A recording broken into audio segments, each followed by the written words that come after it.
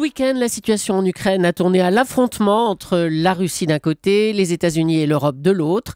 Et si Vladimir Poutine avait raison, si les Européens et les Américains n'étaient pas aussi désintéressés qu'ils veulent bien le dire? C'est la question qui fâche de 7h15 sur Europe 1. Pour y répondre, Dimitri Dekochko, bonjour. Vous êtes Bonjour. Journaliste à la Russie d'aujourd'hui, un journal plutôt pro-Poutine. Alors depuis quelques semaines, on a l'impression que... Non, c'est pas vrai, il n'est pas pro-Poutine. Bon, il n'est pas pro-Poutine, le journal.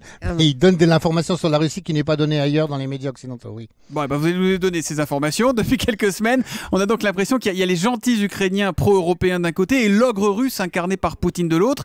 Est-ce que nous sommes nous aussi finalement manipulés? Est-ce que l'Europe, les États-Unis ne tirent pas les ficelles ukrainiennes exactement comme on reproche à Poutine de le faire?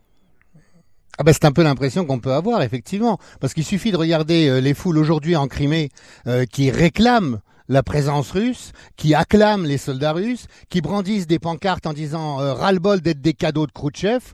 N'oubliez pas que c'est Khrouchtchev qui a donné la Crimée à l'Ukraine sans demander l'avis des habitants de la Crimée.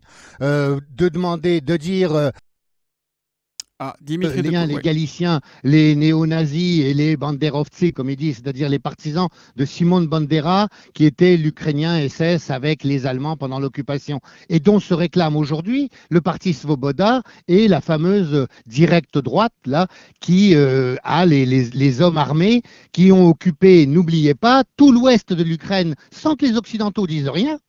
Alors que le renversement révolutionnaire était bien plus important, à la limite, que ce qui s'est passé en Crimée ou dans l'est de l'Ukraine, où les gens ont effectivement occupé maintenant les bâtiments gouvernementaux. Et vous dites, Dimitri Dekochko, que tout ça est parfaitement spontané en Crimée, que ce n'est pas les Russes qui tirent les ficelles? Ah non, ils ne les tirent pas, non, ça certainement pas. Je pense même qu'ils se sont un peu coincés et que Poutine, d'un certain point de vue, il ne peut pas ne pas répondre à l'appel des Russes de Crimée, parce que c'est des Russes, hein. La grande majorité, c'est des Russes. Il y a aussi des Tatars et il y a quelques Ukrainiens qui ont des sentiments pro-russes, comme l'a montré d'ailleurs la défection de l'amiral commandant la flotte ukrainienne qui est passé du côté de la Crimée, qui du coup se retrouve avec une flotte d'ailleurs. Non, bien sûr que Poutine ne pouvait pas refuser parce qu'il serait passé pour une lavette auprès de son opinion publique. Et ça, un pouvoir comme le sien, qui est de type bonapartiste, hein, on pourra développer la chose si vous voulez, en tout cas un pouvoir fort qui a été mis là pour remettre de l'ordre après le grand chambardement des années 90, peut pas se permettre de laisser tomber des Russes à l'étranger qui se trouvent en danger, ne l'oubliez pas, c'est comme ça que c'est vécu à l'est de l'Ukraine. La prise du pouvoir non légitime à Kiev, en tout cas vécue comme telle, puisque l'accord qui a été signé entre Yanukovych avec les 3 ministres des Affaires étrangères, dont Laurent Fabius, n'a pas été respecté, et dès le lendemain matin, au lieu d'attendre des élections anticipées pour lesquelles Yanukovych a fini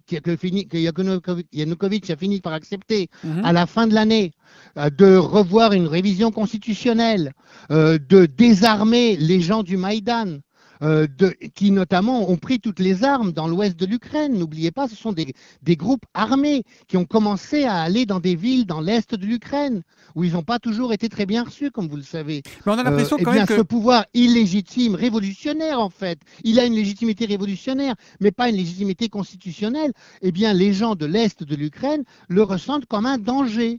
D'autant plus que la première mesure Dimitri de Dekochko, ce pouvoir, pardon, je vous interromps, a été d'interdire le russe. Objectivement, le sort humanitaire des Ukrainiens en tant que tel, est-ce qu'il intéresse quelqu'un, que ce soit Poutine ou les Occidentaux? Sincèrement. En tout cas, Poutine, il leur a promis 15 milliards avant les retournements révolutionnaires. Donc, s'il y a quelqu'un qui donne de l'argent, c'est lui. Il leur a baissé le prix du gaz de 30%. Pour l'instant, l'Union européenne, elle n'a rien donné. Mais bien sûr, c'est son intérêt, comment s'appelle, l'économie, mais c'est aussi l'intérêt de l'Ukraine. L'économie ukrainienne, elle repose pour 60% avec ses échanges avec la Russie. Elle ne peut pas exporter vers l'Union européenne. Ces produits ne sont pas du tout conformes aux standards de l'Union europééenne, voyons. Ils sont bien obligés d'aller faire du business vers la Russie ou le Kazakhstan ou faire du business n'autorise pas envoyer l'armée, envoyer les chars et attirer éventuellement sur la population, même si pour l'instant il n'y a pas un coup de feu qui a été tiré.